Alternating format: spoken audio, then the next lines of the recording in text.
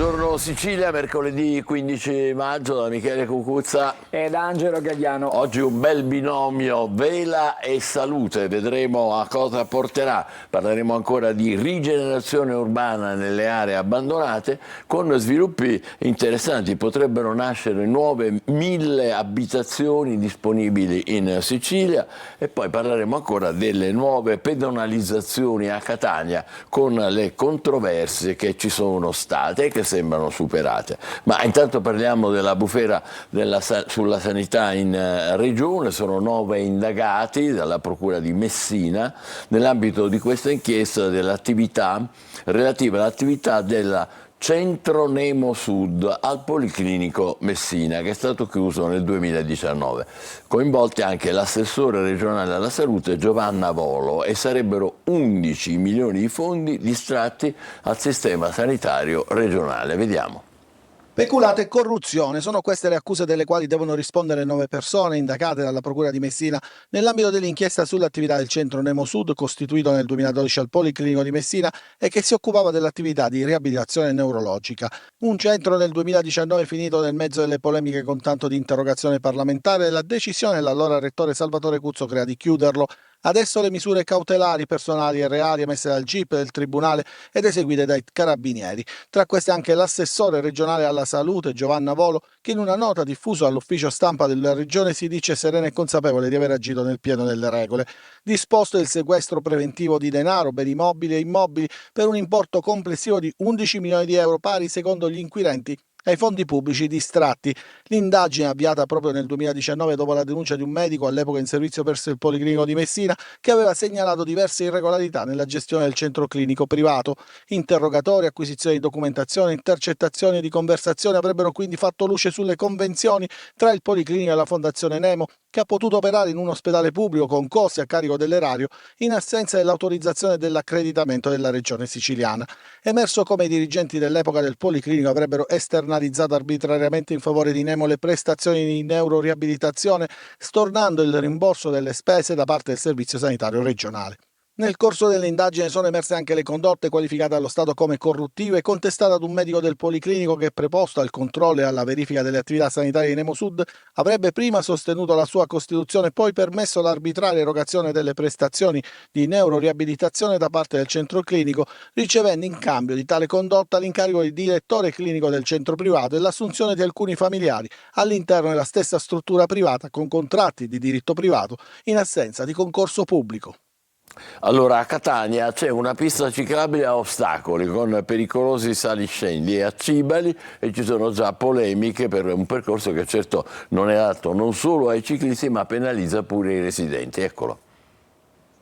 È ancora in fase di realizzazione, ma la pista ciclabile che dovrebbe collegare la stazione metro di Cibali al polo universitario della cittadella è già al centro di infuocate polemiche. È la viabilità a risentirne e che sembra scontentare tutti, in particolare i residenti delle vie Bergamo e Varese. I primi si vedono sottrarre decine di posti auto, gli altri si vedono trasformare una strada a doppio senso in strada a senso unico. Quando si fanno questi lavori dovete essere a disposizione del cittadino, dobbiamo tutti quanti insieme venire qua sul posto, i politici vengono qua con tutte le persone che abitano qua sono 1000 famiglie che quando escono da casa non sanno come fare per scendere alla circonvallazione e se per disgrazia dimenticano qualcosa devono fare un giro incredibile, devono scendere fino a Cibali e poter risalire una volta via senza via.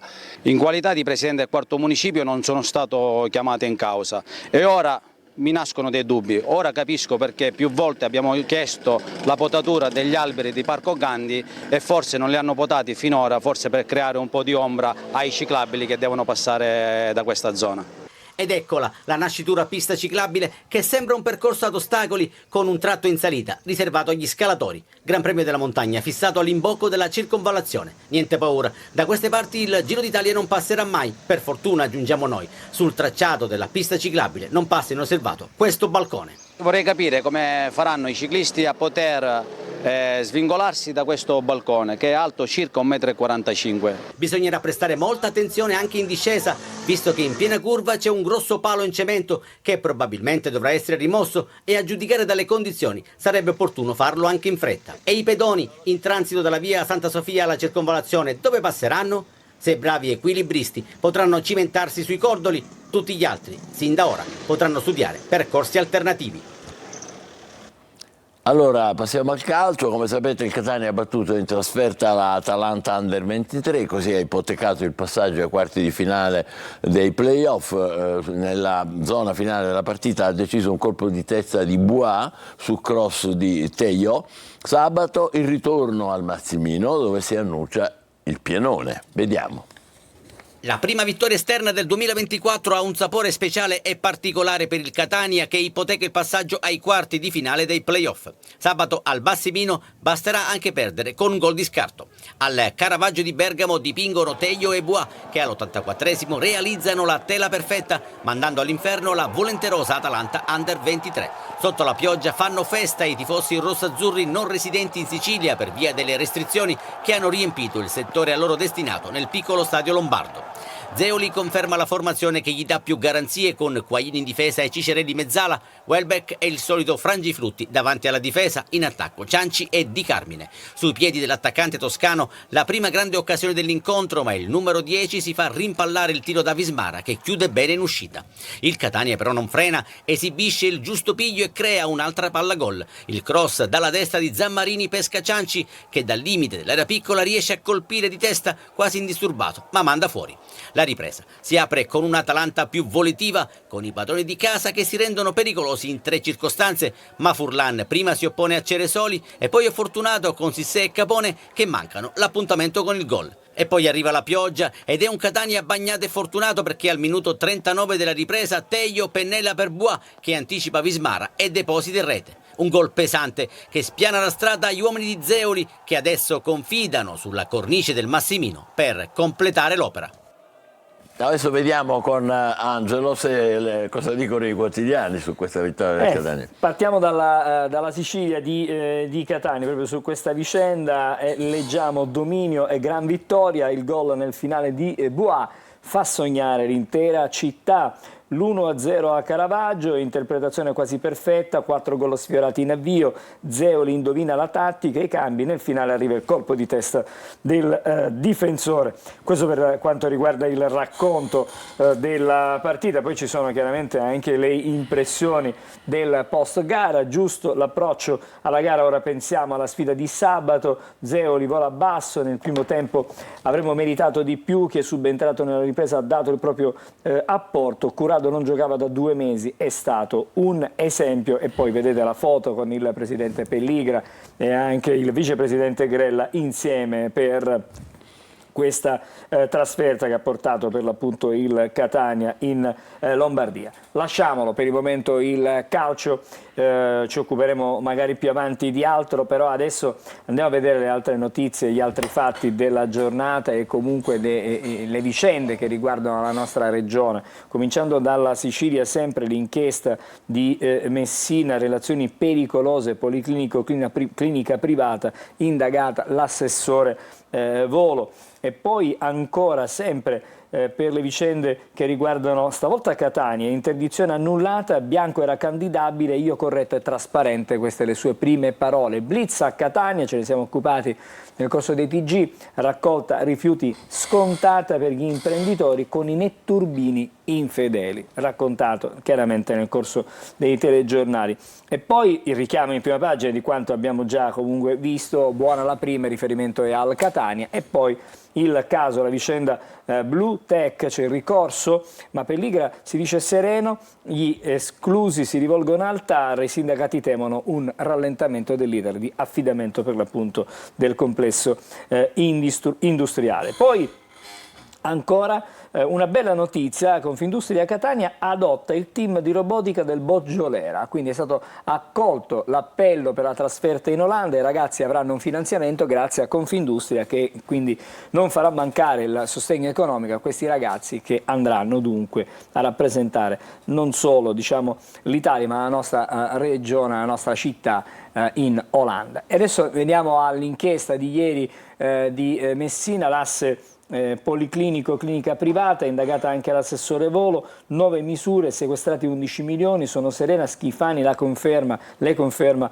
la fiducia per quanto riguarda l'inchiesta. E poi c'è il sondaggio come sempre che arriva sul gradimento dei governatori, Schifani ultimo dei governatori del Movimento 5 Stelle riesce a fare peggio di Musumeci, questo è il commento, diciamo, dell'opposizione. Andiamo a vedere invece la vicenda Bluetech, l'ex Bluetech, un ricorso al TAR rimette tutto in discussione, l'allarme perché sono a rischio 760 posti di lavoro, Pelligra si decida presto, queste le parole del presidente del Catania, ma per conto della Pelligra Group Italia, chiaramente. I nuovi canali idrici per Caltanissetta, adesso parliamo della crisi dopo l'emergenza, c'è stato ieri un incontro della cabina di regia regionale per affrontare il dramma della sete nel centro della Sicilia, in caso di guasti all'Ancipa arriverà l'acqua dalle Madonie Est, questo è quello che è stato deciso durante questo vertice. La città di Catania, vedete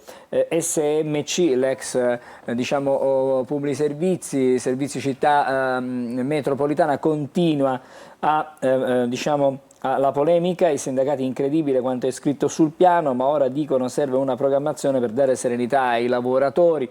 E poi ancora vedete il richiamo dalla prima, Bianco candidabile, avevo ragione, la Suprema Corte a sezioni riunite ha annullato la sentenza della magistratura contabile, la Cassazione ha accolto il ricorso in quanto la Corte dei Conti dichiarò l'interdittiva anziché inviare gli atti alle autorità competenti, quindi insomma si chiude questa vicenda. E poi ce n'è un'altra invece che ci porta in provincia, acqua rossa dai rubinetti di Bronte, Maniace, Cesarò e Sant'Eudoro, quindi siamo sui Nebrodi. Si teme un sabotaggio in attesa delle analisi da parte dell'università, i sindaci chiudono alcune scuole, quindi bisognerà vedere per quale motivo esce quest'acqua rossa dai rubinetti. Restiamo a Catania, Catania to go riparte, da oggi sarà possibile fare richieste per il rilascio del voucher. Il sindaco Trantino e l'assessore Parisi abbiamo deciso di venire incontro ai cittadini nel segno della sostenibilità pure ambientale, quindi c'è una mobilità che viene garantita ai cittadini per quanto riguarda gli spostamenti con i servizi anche pubblici. Il giornale di Sicilia. Eccoli qua i fatti più importanti: formazione forestali, grane elettorali, protestano 24.000 lavoratori senza stipendio da tempo in attesa del posto fisso, tavoli di crisi alla regione. Poi la sanità, lo scandalo sanità a Messina, indagato pure l'assessore Volo, esami in farmacia, ecco le regole, sarà possibile effettuare diversi accertamenti. Poi chiaramente sono esami clinici ovviamente che si possono fare anche nelle farmacie. Il mare è sempre più blu, il titolo riferito anche a questa bella immagine, all'isola altre 3 bandiere per quanto riguarda la balneabilità. La sentenza emessa dal GUP di Palermo, la batosta al clan di Mezzo Monreale, inflitte 8 condanne. E poi ancora lasciamo adesso il giornale di Sicilia e andiamo sulla edizione di Palermo di Repubblica che apre con la bufera sulla sanità. L'assessora Volo indagata, accusa di peculato per il periodo in cui era direttrice del Policlinico di Messina. Il presidente della regione Schifani: non è una condanna, fiducia immutata, questo è quello che dice il presidente della regione.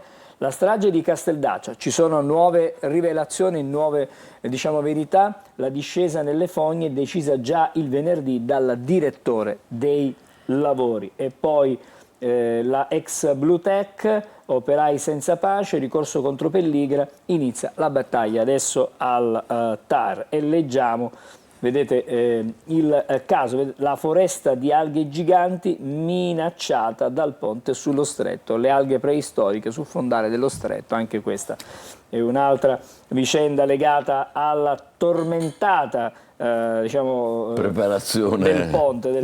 Andiamo nelle pagine interne. Nell'ospedale, la clinica privata, un manager fra i 5 accusati, questo è quello che viene scritto. Sono sotto inchiesta la gestione di Nemosud, che fino al 2021 ha avuto fondi pubblici, sequestro di beni per la ganga al vertice dell'ASP di Catania. Bufera sanità, Volo indagata per peculato, l'assessore coinvolta per il periodo in cui era direttrice del Policlinico di Messina. Schifani ribadisce non è una condanna, fiducia immutata. Poi andiamo a leggere sulla vicenda di Casteldaccia all'interno. I problemi segnalati dall'azienda a Casteldaccia erano noti già dal 2 maggio, si aggrava la posizione di Rotolo che aveva le chiavi ed era sul luogo della strage. L'intervento delle fogne è deciso venerdì dal direttore dei lavori. L'operazione nella cisterna venne svolta nonostante gli operai fossero privi delle protezioni e non qualificati. Questo scrive ancora Repubblica questa mattina. Sempre dalle pagine interne su Blue Tech inizia la battaglia al TAR, ma a rischiare sono i lavoratori. Il ricorso di Shara Holding e Smart City contro l'assegnazione Pelligre è stato presentato lunedì. I sindacati, un nuovo stop è impensabile, il governo regionale e nazionale ci convochi subito. E poi ancora altre vicende, l'appello Schifani affronti il caso Almaviva, ce ne siamo occupati nel corso dei telegiornali nella giornata di ieri. Si parla anche di autonomia differenziata, adesso frena il centrodestra, una storia che andrà avanti immaginiamo ancora per un po' di tempo. Abbiamo detto che avremmo parlato questa mattina anche di calcio Palermo, abbiamo parlato già del Catania perché sale la febbre rosanero, pienone allo stadio per la sfida alla Samp, sono già quasi 27.000 i biglietti venduti per la sfida play-off, 10.000 tagliandi in 3 ore nel primo giorno ai botteghini, quindi a Palermo c'è grande entusiasmo per quella che è l'avventura degli spareggi per la promozione in Serie A. La Gazzetta del Sud, l'apertura chiaramente giornale di Messina proprio con il centro Nemo Sud, 9 indagati, tra gli altri l'assessore regionale Vola, il direttore del reparto vita, la struttura di riabilitazione creata al Policlinico di Messina nel 2012, chiusa nel 2021, sequestrati 11 milioni. Liste d'attesa scandalose, la rabbia della gente, sanità, tempi ancora troppo lunghi per centinaia di utenti messinesi, visite rinviate anche di 3-4 volte, appuntamenti al 2026, pazienti che aspettano dal 2021, sono le voci di moltissimi dei lettori che scrivono per l'appunto e fanno sapere qual è che è veramente la loro situazione, la loro difficoltà per fare fronte alle esigenze, diciamo, sanitarie. Direi che possiamo anche fermarci qui per la rassegna stampa regionale. D'accordo, allora facciamo una breve pausa, tra poco la rassegna stampa nazionale, state con noi, buongiorno Sicilia.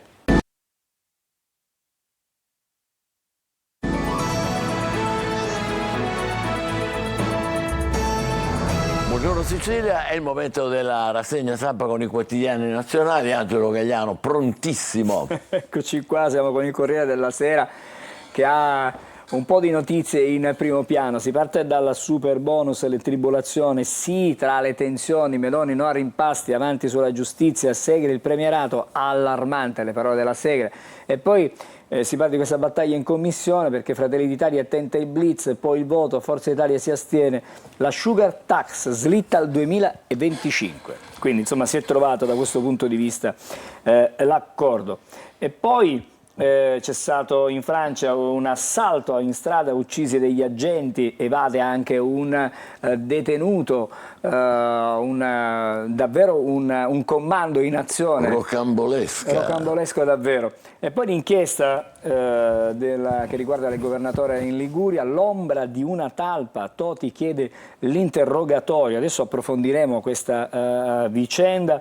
La prima seduta dopo gli arresti, i cartelli e le urla buffoni, consiglio regionale nel caos nella regione Liguria, Blinken arriva a Kiev, presto nuove armi e ci sono i piani di Putin che vede Xi perché praticamente insomma, cerca ovviamente una sponda in Cina per contrastare chiaramente l'asse che si potrebbe creare tra la Cina e gli Stati Uniti, ma intanto prosegue l'avanzata russa a Kharkiv. E vediamo ancora Cannes, il film di Snyder che accusa Bertolucci in Maria e i tormenti dell'attrice dopo l'ultimo tango. Questo è fotonotizia. E si torna a parlare di Fedez e il ritorno alla legge della strada. La vicenda ce ne siamo occupati anche ieri, dalla brutta storia del pestaggio di Iovino emerge che il nuovo Fedez, scaricato anche dagli ultra, vira verso un ritorno alle origini, alla legge della strada. Questo è quello che scrive stamattina il Corriere. Ma dicevamo di quello che Scrive stamattina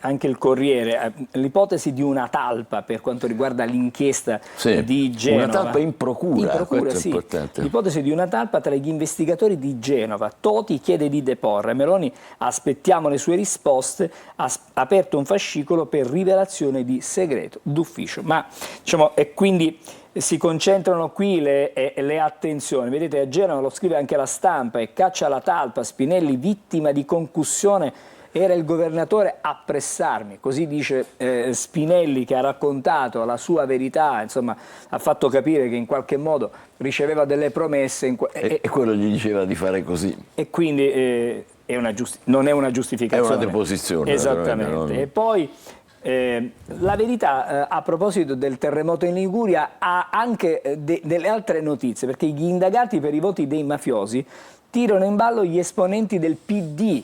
Depositata al GIP del Tribunale di Genova la lettera con cui l'ex sindaco dei Dem, Marta Vincenzi, chiedeva sostegno elettorale ai riesini. Il sindacalista Maurici: io lavoro per il centrodestra, infamante. Quindi insomma è una situazione davvero complicata quello che si sta sviluppando. I riesini si intendono il clan di Riesi trapiantato a Genova o comunque in Liguria. Questa, diciamo, la vicenda Liguria. Adesso torniamo di nuovo a leggere i titoli delle prime pagine dei quotidiani. Abbiamo visto, siamo partiti dal Corriere, adesso andiamo su Repubblica, che torna su questa vicenda, però a un taglio diverso. Toti a un passo dall'addio, perché cresce la pressione sul governatore, le ipotesi di dimissioni dopo l'interrogatorio, l'accusa potrebbe aggravarsi, concussione anche lì. C'è un'intervista alla Schlein, non può restare un minuto di più al suo posto, l'allarme dell'ANAC, i costi della diga possono esplodere. E c'è l'inchiesta su Spinelli, grande elemosiniere che foraggiava tutto. Viene fuori proprio questa figura di Spinelli. Con la legge pro-Russia la Georgia sfida la piazza. Dimissioni, migliaia di georgiani radunati di fronte al Parlamento hanno ricevuto la notizia dell'approvazione della legge sulle influenze straniere contro cui protestano da un mese. E poi la centralinista di Gaza, ascolto il dolore di tutti, il racconto di chi riceve chiaramente telefonate di richieste di aiuto. Super bonus, passa la stretta, Forza Italia si astiene, Italia Viva va in soccorso del governo. Questa è la prima pagina di Repubblica. Siamo sulla prima invece della Stampa, che ha il titolo sul premierato, titolo forte, premierato pericolo assoluto, sono le parole della Segre, la riforma è allarmante, declassa il capo dello Stato, Meloni decideranno i cittadini. E dunque sul super bonus la linea Giorgetti passa, grazie a Renzi, rabbia di Tajani, un errore, la retroattività, rinvio della sugar tax al 2025.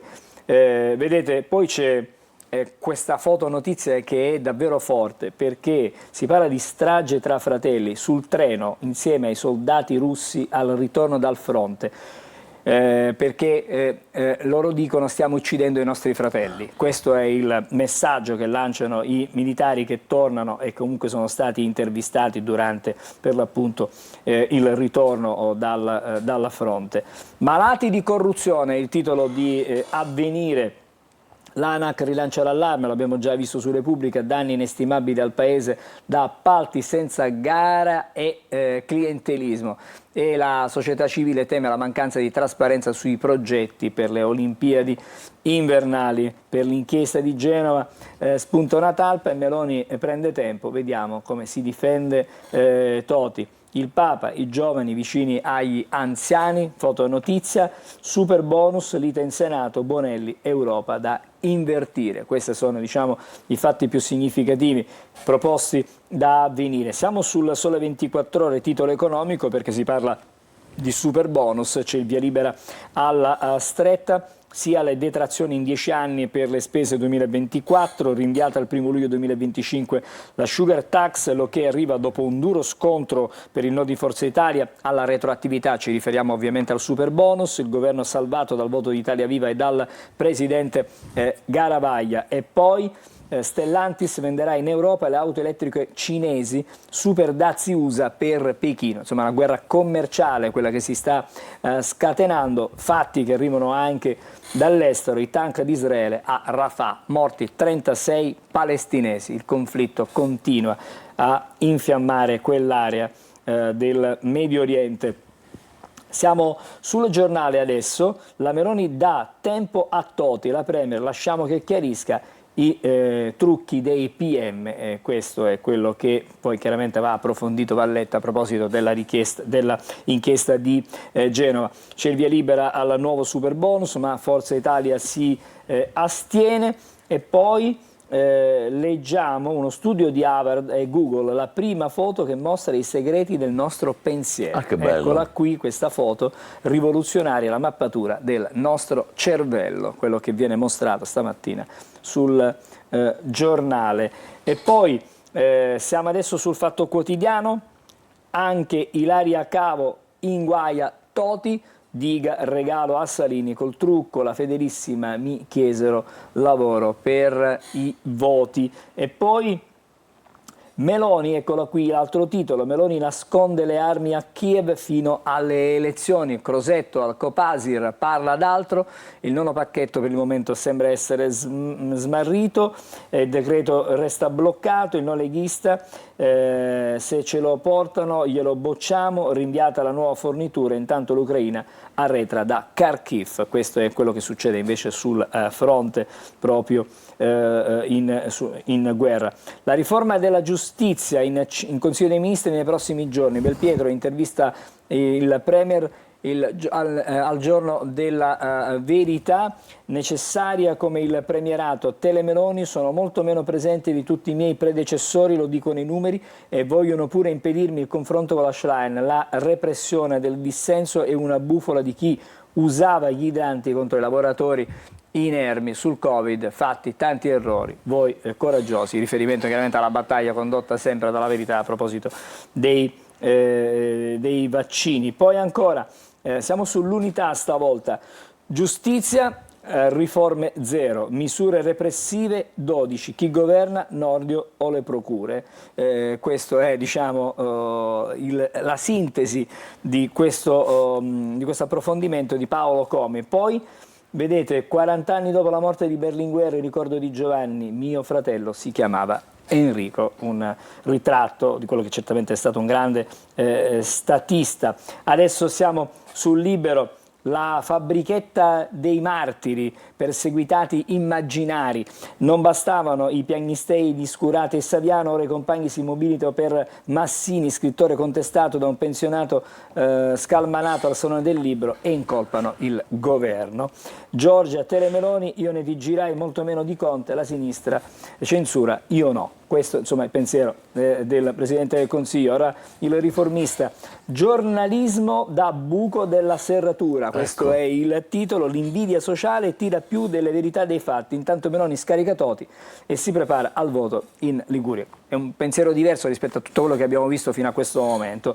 Il manifesto, super bonus, leggiamo, maggioranza in tilt, Forza Italia si astiene, Soccorso d'Italia viva il governo, alla fine l'emendamento di Giorgetti passa. E poi vedete altra foto piuttosto forte, piuttosto drammatica, quella che viene mostrata, la caccia continua, il riferimento si occupa da Rafah si scappa da Rafah per essere ammazzati a Nuseirat. L'offensiva israeliana nel centro di Gaza colpisce palestinesi che avevano ricevuto l'ordine di Tel Aviv di lasciare il sud per sicurezza. Un'ultima prima pagina, vediamo il Tempo. La guerra televisiva, eccolo qui, scusate, lo evidenziamo in rosso.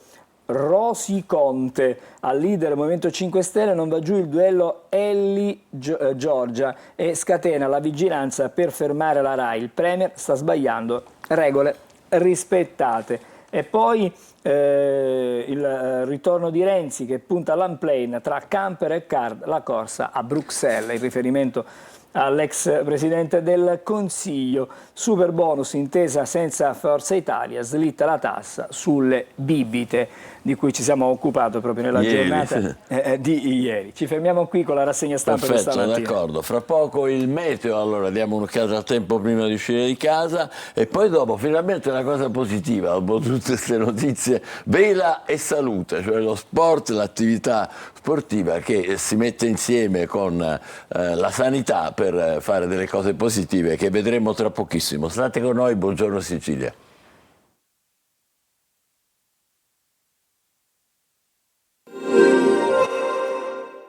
Ben ritrovati a questo aggiornamento previsionale da Emma Parigi di Trebi Meteo. Corposo peggioramento sulle regioni settentrionali e su parte del centro mercoledì 15 maggio, poiché attiva una perturbazione atlantica, più sole invece altrove con temperature massime in aumento. Difatti sulla Sicilia sarà una bella giornata ampiamente soleggiata, qualche nube di passaggio possibile ma in assenza di effetti. Il rinforzo della ventilazione dei quadranti meridionali permetterà un aumento delle temperature massime. In diverse zone riusciremo anche a toccare o superare i 28-31 gradi. Uno sguardo alla giornata di giovedì, ebbene poco cambia. Pressione atmosferica ancora alta, garanzia di bel tempo e stabilità.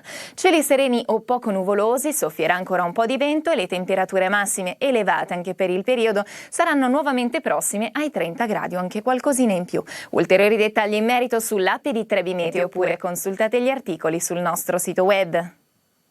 Buongiorno Sicilia, allora oggi abbiamo due ospiti importanti, il professor Ettore che è un medico importante, direttore della unità di ostetricia e ginecologia dell'azienda di rilievo e alta specializzazione del Garibaldi Inesima di Catania, il contrammiraglio Agatino Catania, delegato della Lega Navale Italiana. Ha preso il via la seconda edizione di Vela e Salute, una navigazione appunto a vela all'insegna dell'impegno sociale, della solidarietà e della legalità. Ammiraglio, lei mi permetterà, se no, non vorrei mancarle di rispetto, ma quella splendida t-shirt, maglietta che lei ha è illustrativa un po' dell'iniziativa, o sbaglio? Buongiorno, assolutamente sì. Questa è la polo che abbiamo realizzato per questa nostra seconda edizione di Vela e Salute. In realtà in questa polo che sarà riservata ed è riservata agli equipaggi che si alterneranno durante la navigazione lungo la Sicilia orientale, vede un po' tutto, vede il guidone della Lega Navale Italiana che conta 127 anni di esperienza nel territorio nazionale. Trova la grafica relativa ai vari porti che toccheremo. Già da ieri siamo partiti da Pozzallo e quindi con 2 rotte convergeremo il 23 maggio a Catania. Troverà ovviamente la preziosissima partnership davvero eccezionale ed importante che Lega Navale ha stretto con Annas Garibaldi di Catania, quindi troverà il logo e il patrocinio dell'Assemblea della Regione Sicilia. Ecco, professor Ettore, lo scopo di tutto questo qual è? Beh, lo scopo è quello di aderire a queste bellissime iniziative della Lega Navale per salpare e mettere a bordo e portare, diciamo, all'evidenza e quindi alla sensibilizzazione di tutti uno dei temi oggi alla ribalta estremamente grave, che è l'abuso sui minori.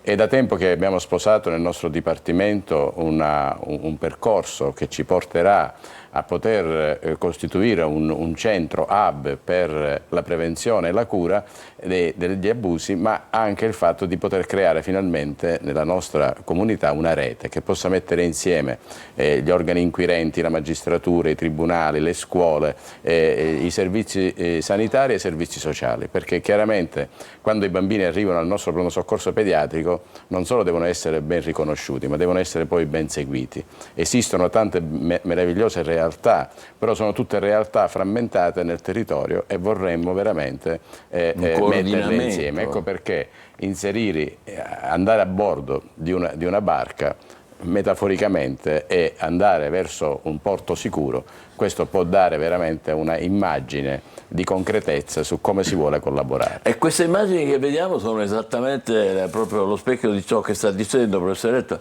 Sono splendide immagini delle barche a vela, perché le barche a vela sono le protagoniste un po' di queste iniziative. Le barche a vela sono assolutamente le protagoniste, perché dobbiamo assolutamente noi passare un messaggio fondamentale. Le barche che impiegheremo sono imbarcazioni che sono state confiscate dall'autorità giudiziaria perché provengono provengono da attività illecita, sono state affidate alla Lega Navale Italiana. La Lega Navale Italiana su tutto il territorio ne conta 25 ormai nella flotta, e vengono impiegati per i compiti istituzionali. Quindi queste imbarcazioni che prima erano dedite al malaffare, con la Lega Navale Italiana, con il nostro impegno, l'impegno dei soci, i nostri finanziamenti, perché non acquisiamo finanziamenti governativi, con il nostro impegno cambiano diciamo, impiego e assumono una valenza di ordine di legalità. Grande entusiasmo, queste immagini davvero fanno venire voglia di essere lì sopra e dire voglio partecipare anch'io, per un programma che è bellissimo. Lei ha il grafico sulla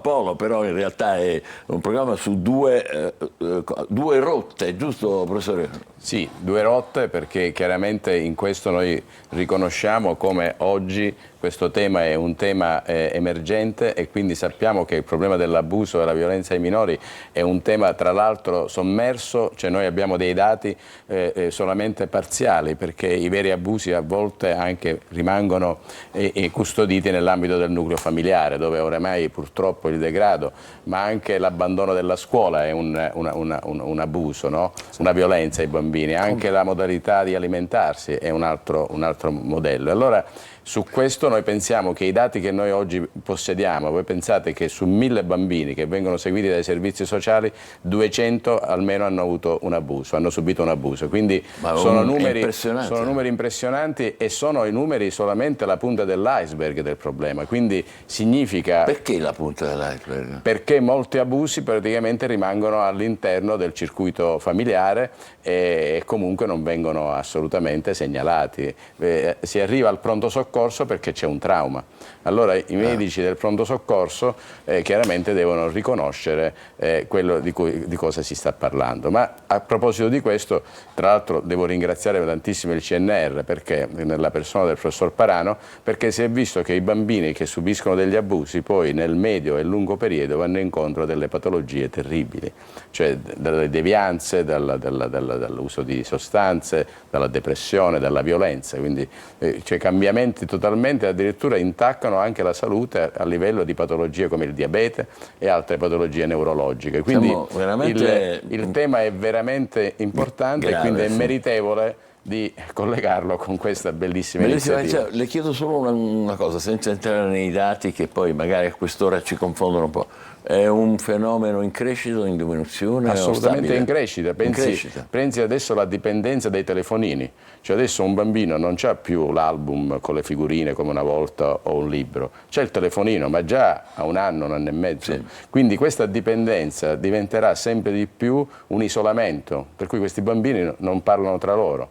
Per questo è importante intervenire anche da questo punto di vista, e le scuole rappresentano un meraviglioso programma che chiaramente con i quali bisogna interloquire ed essere coinvolti. Certo. Sono coinvolti. Ammiraglio, dicevamo le rotte, le tappe, le vuole indicare un po'? Assolutamente sì, noi quest'anno, siamo alla seconda edizione, l'anno scorso abbiamo fatto una navigazione abbastanza lunga da Pozzallo a Lipari con ingresso ad Acitrezza, e ci ha consentito di incontrare quasi 1000 giovani normodotati e non, i nostri amici speciali, perché noi crediamo fortemente nel concetto di un mare senza barriere di ordine sociale, fisico ed economico. L'equipaggio è lo spirito giusto per fare rete, per fare squadra, per fare disciplina e per fare attività di coordinamento comune. Le rotte, dottore, quest'anno facciamo 2 rotte, una che parte appunto è partita da Pozzallo, toccherà i porti di Mazzamemi, di Siracusa, Augusta e quindi il 23 a Catania.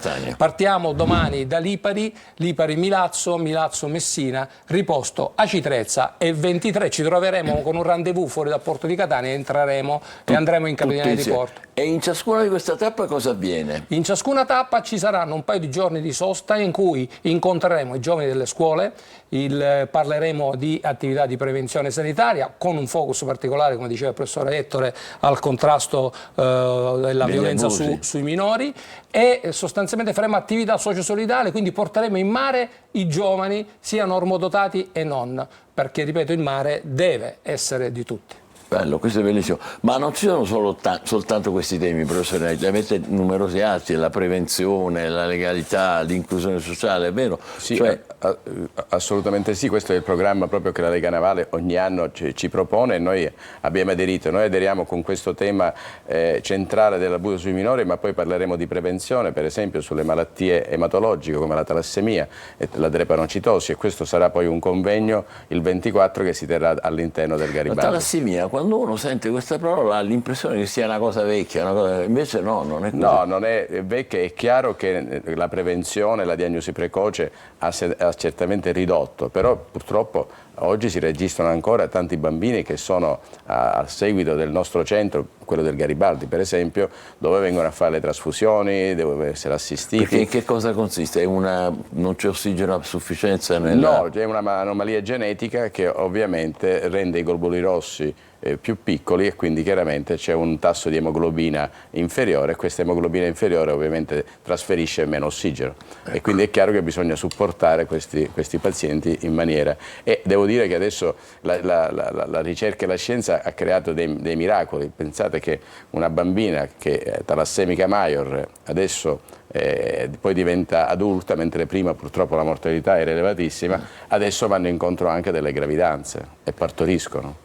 Ecco, questo è un grande modello di come le sinergie della scienza e anche dell'assistenza e dell'organizzazione può portare delle prospettive ottime. Uno dei temi è importantissimo è quello della legalità, in una situazione che noi qua stamattina, guardando i giornali, insomma, potete immaginare di che abbiamo parlato, e questo per i giovani è importantissimo, dare esempi, dare indicazioni, far vedere che esistono altre realtà. Altre rotte. La cosa fondamentale intanto è imbarcare su unità, su imbarcazione che prima erano dette a malaffare, e quindi già c'è un messaggio forte: guardate cari giovani, si può fare di meglio e si può fare bene in accordo alla legalità. C'è un appuntamento importante a Siracusa alle ore 12 nella sezione della Lega Navale di Siracusa, incontreremo la procuratore capo Sabrina Gambino. Oggi? Il 17 alle ore 12 incontreremo con le imbarcazioni il procuratore capo Sabrina Gambino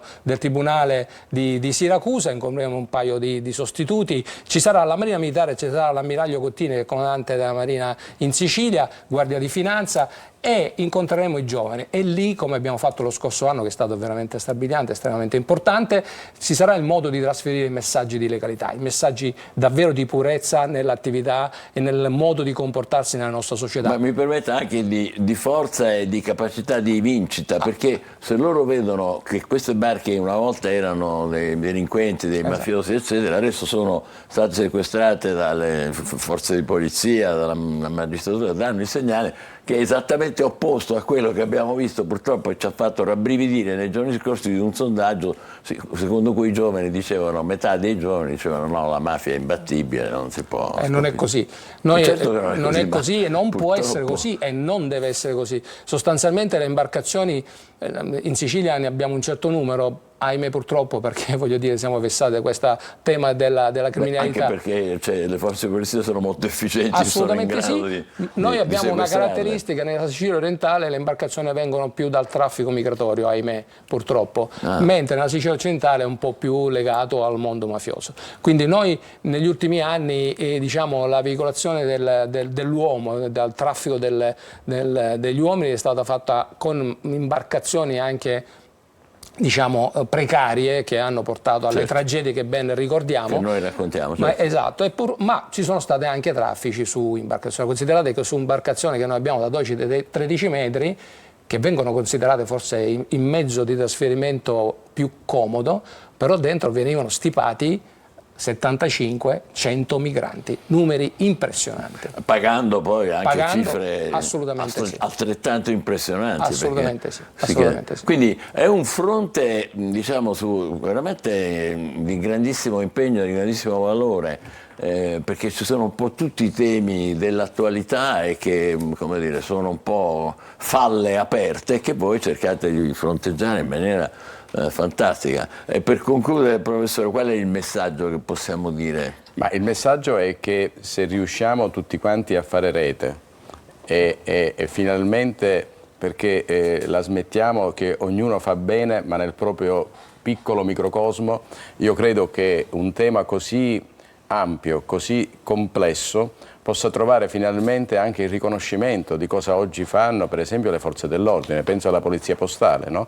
La magistratura, i tribunali, i servizi sociali. Cioè ognuno ha un compito veramente straordinario, però se riusciamo a fare rete e mettere insieme anche i numeri, possiamo conoscere meglio il fenomeno, possiamo attivare tutti i meccanismi di prevenzione e possiamo anche curare meglio questi bambini e queste famiglie, perché poi l'intervento è lì. Bene. Complimenti al professor Ettore e all'ammiraglio Catania.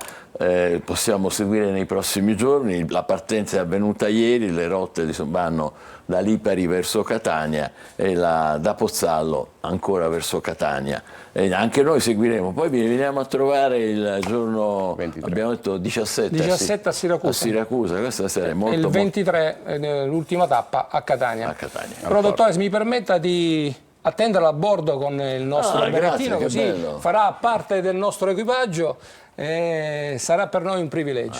Io sono orgoglioso, così, ecco.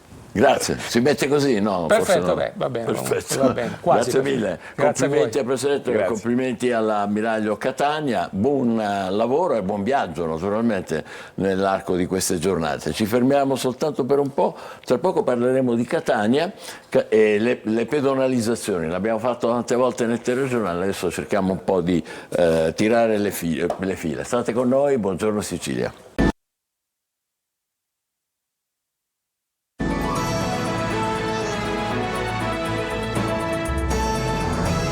Sicilia, c'è una notizia dell'ultima ora: false residenze per permessi ai migranti. 6 persone sono indagate a Ragusa per favoreggiamento dell'ingresso e della permanenza sul territorio nazionale di extracomunitari prevalentemente tunisini senza permesso. Nell'inchiesta della polizia sono coinvolti anche 2 operatori comunali che avrebbero intascato corpose somme di denaro per consentire questo, diciamo, movimento illecito. Adesso passiamo al prossimo argomento con 2 ospiti. Francesco Sorbello del Confcommercio Imprese per l'Italia di Catania, benvenuto. Buongiorno. E Salvo Politino, presidente di Assoesercenti di Catania. Buongiorno. Vogliamo discutere con loro delle pedonalizzazioni di cui abbiamo parlato anche tanto nei giorni scorsi, continuiamo a farlo nel nostro telegiornale, e vogliamo sapere: siete arrivati o no all'accordo con il sindaco, con il comune di Catania, per consentire la chiusura al traffico di piazza Federico II di Svevia? Sappiamo che avete avuto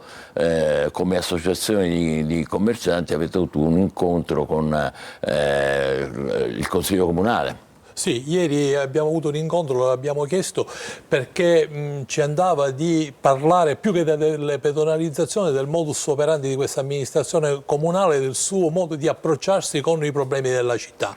È un modus operandi che a nostro avviso non è imperniato sul concetto della concertazione e quindi del confronto interattivo ma reale, e non c'è stato né sulle pedonalizzazioni né su altri atti importanti che recentissimamente il Consiglio Comunale ha approvato. Il DUP, cioè, sta dicendo, e il tirano bilancio per la loro strada. Tirano per la loro strada, e credo che il confronto faccia bene, perché ieri abbiamo dimostrato che spesso nei documenti che vengono presentati in Consiglio Comunale e poi credo anche un po' incautamente approvati dal Consiglio Comunale, siano riportati dei dati assolutamente sballati, e ieri ne abbiamo dato dimostrazione. Sì, e ieri ne abbiamo dato dimostrazione. Nel DUP, pensate, si parlava nell'analisi del DUP della presenza in città di 690 piccole attività commerciali, di esercizi di vicinato. Forse si sono dimenticati un 5, saranno 5.600, di 6 medie strutture di vendita, forse per isolato 6 medie strutture di vendita, commercio su area pubblica 190 attività, di cui 46 quelle a posto fisso che si occupano lo spazio tutti i giorni, tipo Piazza Callaberto. Si saranno dimenticati uno 0 e saranno 460. Vabbè, quindi ecco, allora il confronto, noi abbiamo voluto dimostrare, è utile a tutti, perché nessuno può stare su un piedistallo e ci permette di correggere il tiro rispetto a alcune tematiche.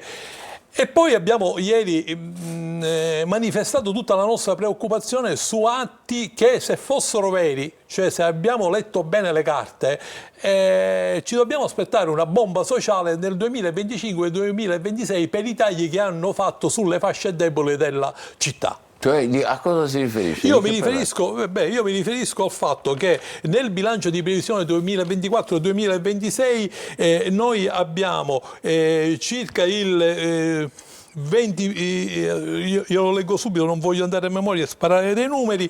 Allora, sul bilancio preventivo noi abbiamo meno 20% interventi per l'infanzia e i minori, meno 35% interventi per la disabilità, meno 63% interventi per i soggetti a rischio di esclusione sociale, meno 40% per il diritto alla casa. Numeri importanti, spero che abbiamo letto male noi. Allora il confronto sarebbe stato utile per chiarire la reale situazione e saremmo stati ben lieti di sentire: Confcommercio, avete sbagliato, avete letto male. Ma se questa è la situazione e abbiamo letto bene, c'è da aspettarsi. Ma questi dati chi ve li ha dati? Il Comune? Sì, sono pubblicati nel bilancio di previsione 2024 e 2026. Va bene, magari c'è questo disagio di fondo, ma venendo alla pedonalizzazione, alle cose concrete di cui si sta parlando in questo periodo, voi chiedevate soprattutto un piano di parcheggi che mi pare ci sia. Allora, io voglio fare intanto una premessa: non è che da parte delle associazioni di categorie,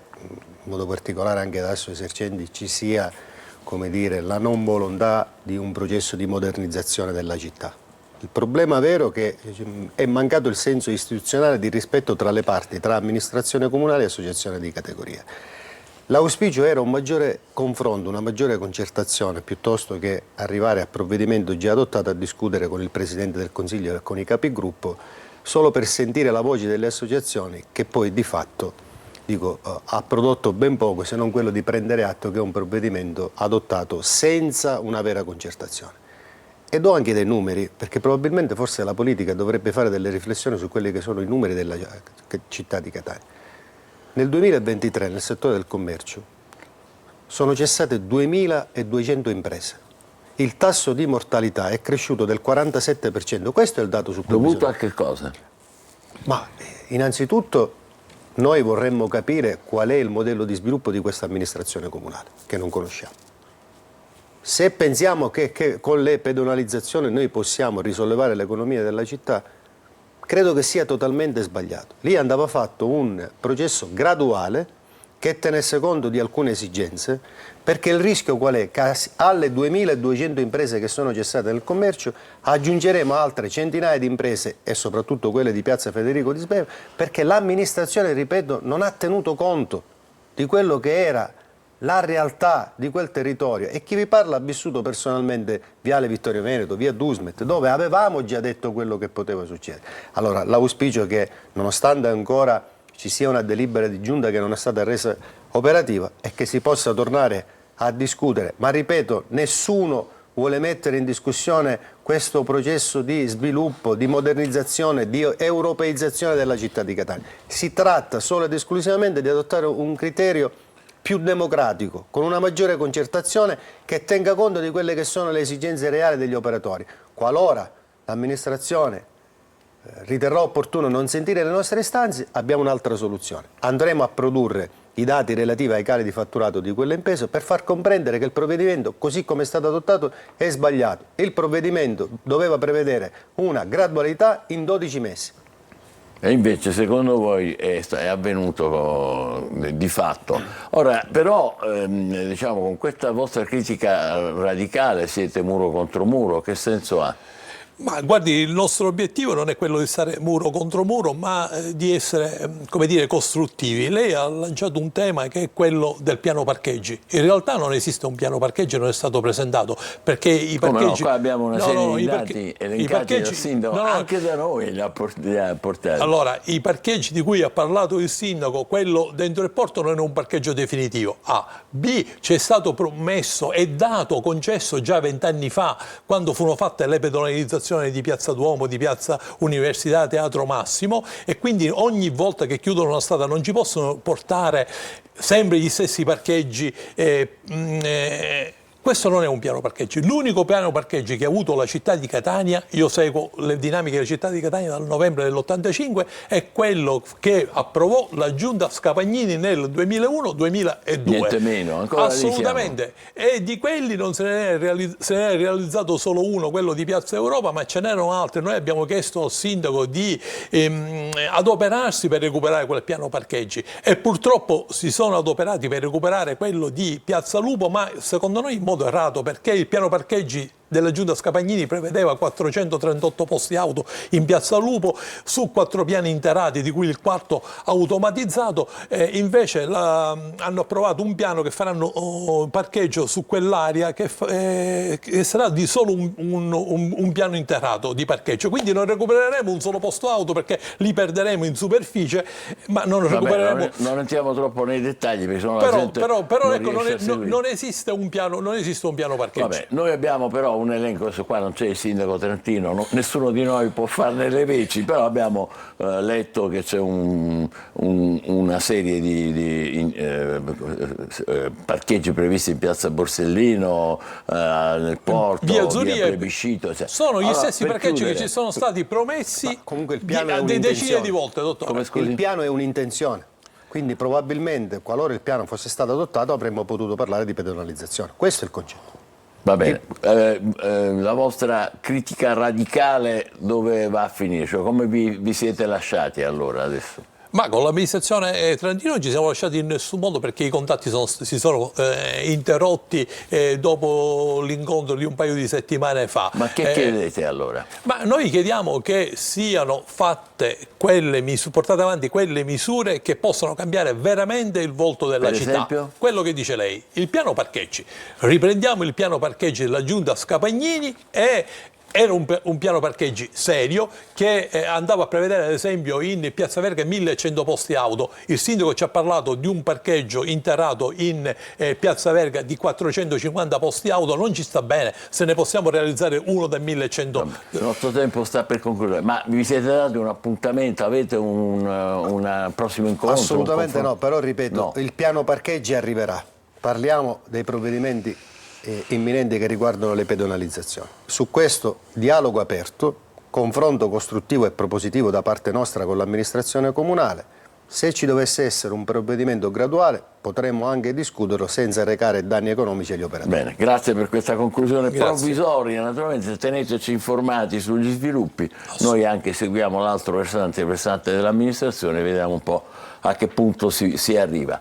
Ci fermiamo provvisoriamente qui ringraziando Francesco Sorbello e Salvo Politino per essere stati con noi e averci spiegato le ragioni per le quali, diciamo così, trovano difficoltà forti di fronte a questi progetti che presenta l'amministrazione di Catania. Adesso facciamo una breve pausa e tra poco parleremo di rigenerazione urbana nelle aree abbandonate. State con noi, buongiorno Sicilia.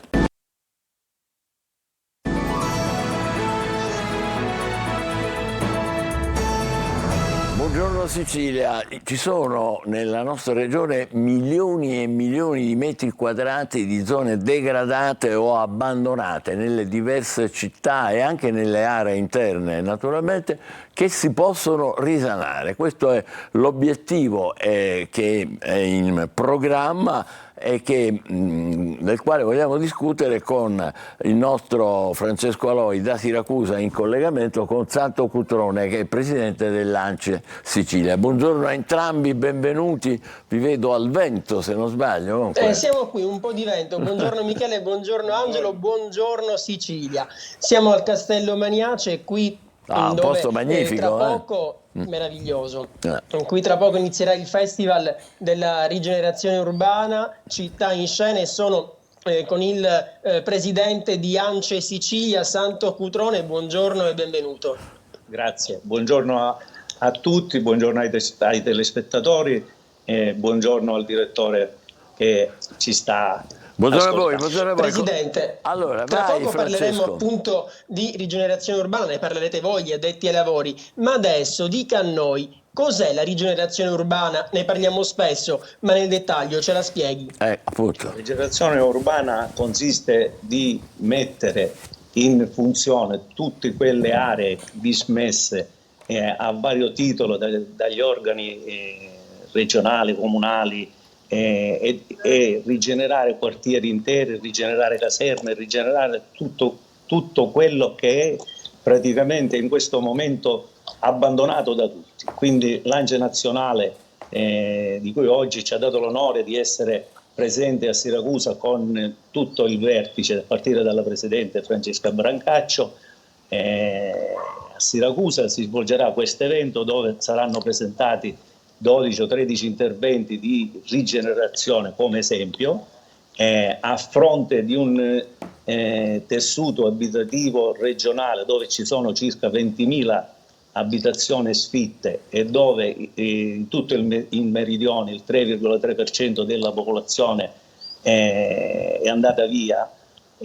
Praticamente secondo questi dati forniti dallo Svimez, quindi significa che un'abitazione su 3 è vuota, disabitata, quindi si deve investire, e la Sicilia è stata dotata di cospicui finanziamenti che ammontano a circa 3 miliardi e 2, di cui una parte finanziata col PNRR e una parte in questo momento ci dicono che dovrebbe essere definanziata per circa 1 milione, però abbiamo avuto notizia dal Ministro Fitto che verranno reintegrati. Cudrone, lei sta facendo un po' il quadro complessivo di tutta la situazione. Andiamo per tappe, Francesco. Oggi cosa succede al Castello Magnazzi di Siracusa a partire dalle 10? Sì, Michele, tra poco, lo dicevamo poco fa, nella sala Ipostila ci sarà questa riunione, un convegno che durerà tutta la giornata, mattina e pomeriggio. Ci saranno anche i sindaci, perché è importante ribadire che rigenerare significa riqualificare, ma questo avviene con la collaborazione tra pubblico e privato. Quindi mattina e pomeriggio i sindaci saranno qui, presenteranno i progetti, sono 16 mi sembra, sono 16, che interessano tutta la Sicilia, da Palermo a Messina, Siracusa, Catania, Ragusa, insomma tutta l'isola. E parliamo del waterfront di Palermo, parliamo della baraccopoli di Messina, parliamo anche di Librino. Ecco, Presidente, Librino, cosa c'è a Librino? Che progetto c'è lì? A Librino c'è un grosso intervento di rigenerazione urbana che va dalla viabilità alla ristrutturazione, riorganizzazione di tutti i fabbricati esistenti che sono abbandonati, che sono in disuso, che hanno bisogno e necessitano di interventi importanti. Perché è importante riqualificare anche le aree che sono nel cuore delle nostre città, non solo costruire nuovi edifici, quindi consumare altro suolo, ma utilizzare quello che già si ha, magari abbandonato, degradato, è così? Assolutamente sì. Ormai il consumo del suolo deve essere zero e noi siamo come costruttori perfettamente d'accordo su questo obiettivo, perché dobbiamo riqualificare tutti i centri che sono degradati, e quindi dobbiamo riportare la gente all'interno dei centri storici, all'interno di quelle aree che erano vissute in precedenza ma che adesso sono abbandonate, e quindi è nostro l'obiettivo di riqualificare, di rigenerare e di riorganizzare tutti i settori. Vorrei fare una domanda al Presidente Cutrone, che ha parlato poco fa di una cifra estremamente consistente, 3 miliardi che arrivano dal PNRR, da altri fondi eccetera, che possono servire, se non ho capito male, per le abitazioni. Si parla di più di 1000 unità abitative con complessivo 1 milione di metri quadrati che possono essere, che cosa? Possono essere dati alla gente, tantissima gente aspetta la casa, tantissima gente è senza casa. A che cosa serviranno questi fondi? Serviranno per riqualificarli, rimetterli a nuovo e assegnarli a chi effettivamente ha bisogno e non ha la possibilità di poter acquistare appartamenti. Quindi si tratta di, ho letto, circa 20.000 alloggi, sparsi dove? In tutte le province? 20.000 alloggi sparsi su tutto il territorio regionale per un importo di circa 214 milioni di euro che riguardano solo la Sicilia. Beh, sono veramente cifre importanti e soprattutto prospettive importanti per chi ha il problema dell'attesa della casa, le liste di attesa che durano da tempo, le assegnazioni e così via. Vai avanti tu, Francesco. Sì, Michele, voi avete anche una richiesta da fare alla Regione, la presenterete tra poco, qui ci sarà anche un assessore. Chi e cosa dovete chiedere? Noi dobbiamo chiedere all'assessore Elena Pagana, che cortesemente ci ha dato l'onore e il piacere di essere presenti in questa manifestazione, di abbandonare tutte quelle proposte di legge che ce ne sono, ma farne una nazionale, recepirne una nazionale in modo da avere un chiaro quadro di tutte le normative che ci consentono di andare avanti e non di avere interventi che poi non sono consone con gli articoli di legge o con la legge, e quindi poi ci dobbiamo fermare. Quindi riorganizzare i 6-7 disegni di legge che ci sono presentati in assemblea e accorparli in un unico disegno di legge, ma che sia consono con quello che c'è in Italia, in modo da avere una linea comune in tutto il Paese. E poi voi avete anche detto che con la rigenerazione si può contrastare lo spopolamento, quindi è molto importante anche sotto questo fronte. Indubbiamente, come le dicevo, c'è uno spopolamento che secondo lo Svimez è del 3,3% di persone che abbandonano il meridione, e ci sono, secondo i dati dello Svimez, abitazioni 1 su 3 che è in funzione, gli altri 2 sono degradate, quindi dobbiamo far sì che il patrimonio degradato venga ristrutturato e dà anche l'opportunità alle imprese di lavorare agli operai, e quindi si mette in movimento un circolo che porta benessere per tutti. Bene, allora noi vi lasciamo al vostro festival, perché poi è bellissimo che avete dedicato questa iniziativa al Castello Magnace di Siracusa, che comincerà fra un'oretta circa, e avete dedicato un titolo bellissimo, Festival diffuso della rigenerazione urbana. È un titolo molto bello, a cui speriamo naturalmente corrispondano poi iniziative concrete, risposte concrete, soprattutto per chi ha il problema della casa, che sono migliaia e migliaia di persone un po' in tutte le province, e poi per quanto riguarda la rigenerazione complessiva dei territori e delle aree metropolitane. Michele, come facciamo sempre, prego, vuole aggiungere qualcosa? Ovviamente io volevo ringraziare l'Arce Nazionale, che ci ha dato il piacere di organizzare in Sicilia il secondo evento, e quindi ne siamo orgogliosi, e ringraziamo la nostra Presidente, e poi gli interventi saranno in tutto il territorio nazionale. D'accordo, Michele Francesco. Angelo, dicevo in 2 secondi, come facciamo sempre, chiudiamo con la cartolina. Ecco, questo è il Castello Magnace, Piazzale d'Armi, e lì in fondo è dove tra poco ci sarà questo convegno, il Festival della Rigenerazione Urbana, Città in Scena. Bene, questa stupendo. è la meraviglia, non c'è il sole. È un'immagine molto bella, certo il tempo ancora è un po' incerto pure da voi, però chiaramente l'immagine è francamente suggestiva. Castello Magnace di Siracusa, buon lavoro anche a te Francesco, ci riferirai poi anche a voi. Nel corso del telegiornale. Adesso è il momento per noi dell'Almanacco. Buongiorno Sicilia.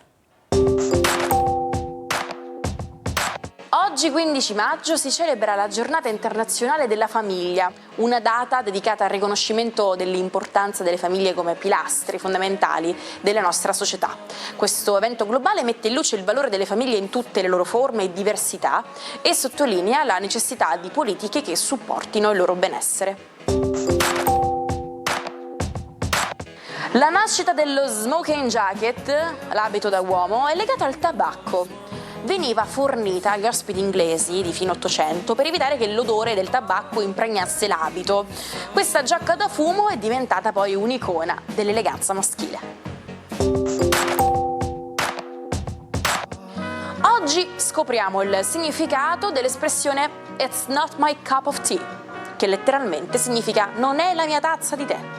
Non siamo a un tea party, ma questo modo di dire è molto comune per indicare che qualcosa non interessa o non fa al caso nostro. L'origine di questo modo di dire risale alla tradizione del tè delle 5, tipica della cultura britannica, of course. E in Italia, qual è l'espressione che si avvicina di più? Si potrebbe utilizzare l'espressione "non è un mio problema". per indicare che qualcosa non è gradito. Adesso è il momento di dare un'occhiata alle stelle con il nostro Marco Amato. Buongiorno Sicilia, buongiorno Marco.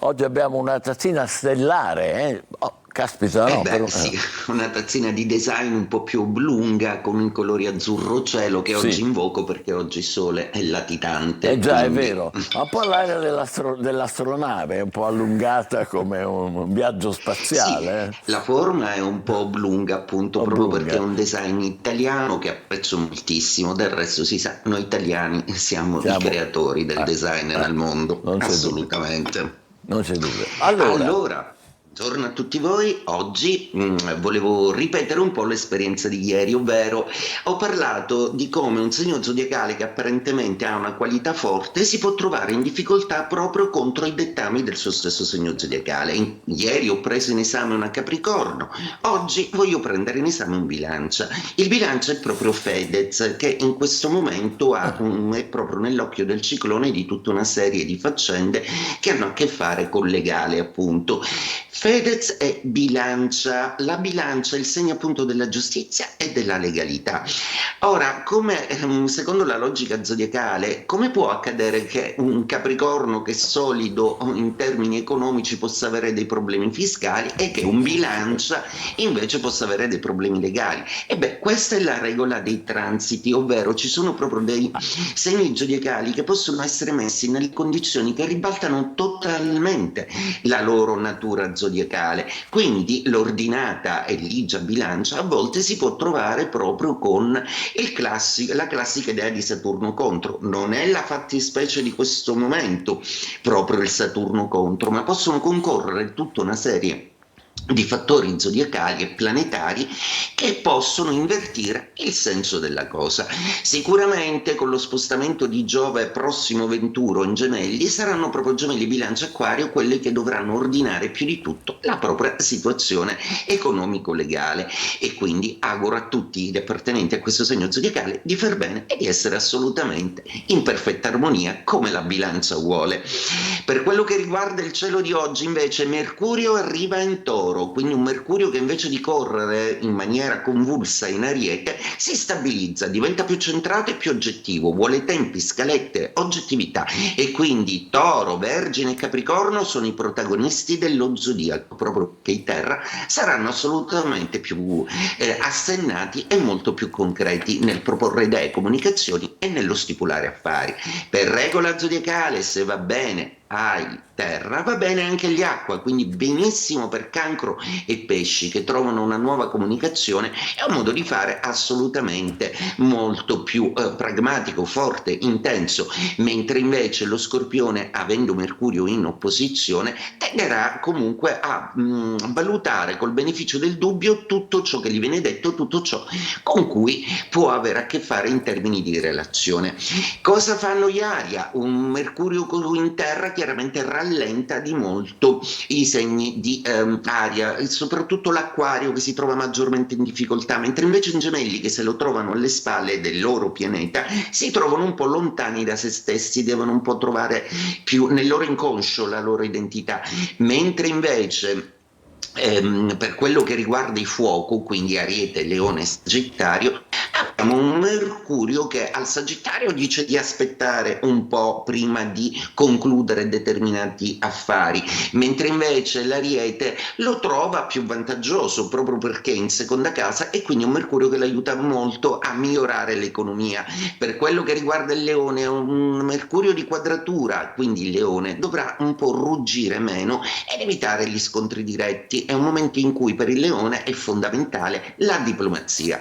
E detto questo, sperando che il sole splenda sempre su di noi, vi auguro un buongiorno Sicilia.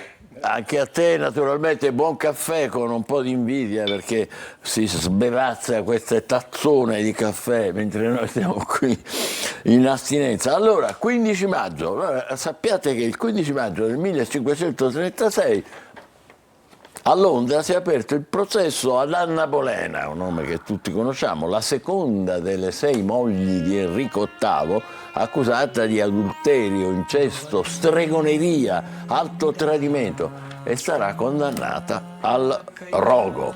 E il 15 maggio del 1905 nasce Las Vegas. All'inizio era un piccolo villaggio ferroviario perso nel deserto. Oggi è la capitale più famosa del gioco d'azzardo e del divertimento. E sempre il 15 maggio del 1928 esce il primo cartone animato con Topolino e Minnie, eccoli, realizzato da Walt Disney in bianco e nero, senza sonoro, narra la storia di un avventuroso Topolino che invita la sua fidanzata Minnie a salire sull'aeroplano da lui costruito per un romantico viaggio. Il 15 maggio del 1930 una che si chiamava Ellen Church diventa la prima hostess. Lei è infermiera e pilota e va da una compagnia aerea americana e chiede di fare la pilota. Ma non glielo fanno fare. Allora lei dice: ma io sono un'infermiera, sono anche una psicologa, eccetera, potrei fare qualcosa a bordo per i passeggeri. L'idea è accolta e lei diventa hostess, la prima hostess del mondo, e così arriva questa nuova professione, questo mestiere, questa assistenza per chi viaggia in aereo. Il 15 maggio del 1939, in presenza di Mussolini, viene inaugurato questo qui, lo stabilimento della Fiat di Mirafiori. E il primo modello doveva essere una Fiat che si chiamava 700, ma questo progetto non è mai stato portato avanti perché si avvicinava alla guerra, siamo al 15 maggio del 1939, no? Quindi la produzione partirà 8 anni dopo con la seconda serie della 500. 15 maggio 1988 comincia il ritiro sovietico dall'Afghanistan, secondo quanto previsto dagli accordi di Ginevra. La svolta è data da Mikhail Gorbaciov, che ha visto l'occupazione russa tramutarsi in una lenta agonia. La prima grande sconfitta dell'Armata Rossa. 15 maggio 1990, attenzione, il famoso quadro, questo qui, di Vincent van Gogh, il ritratto del dottor Gachet, dipinto negli ultimi mesi della sua vita, viene battuto all'asta in meno di 3 minuti alla cifra record di 82 milioni di dollari e mezzo, record che poi sarebbe stato battuto nel 2004 dal ragazzo con la pipa di Picasso, che ha superato gli 82 milioni di dollari. E visto che oggi è il 15 maggio, già l'avete sentito nel sottofondo, avete riconosciuto la voce straordinaria in siciliano di Battiato, vogliamo rendere omaggio a questo grande artista perché oggi è la giornata dell'autonomia siciliana e lo facciamo con Scianizza d'Amuri, una delle poche canzoni, ne ha fatte 3 in tutto, in siciliano del maestro, nell'album L'era del cinghiale bianco e L'amore ai tempi della guerra. In dialetto è veramente la poesia, la passione dell'amore che esplode in un periodo difficile e complicato come quello della guerra. E con Scianizza d'Amuri vi lasciamo, vi auguriamo una buona giornata, vi diamo appuntamento a domani. Buongiorno Sicilia. A domani.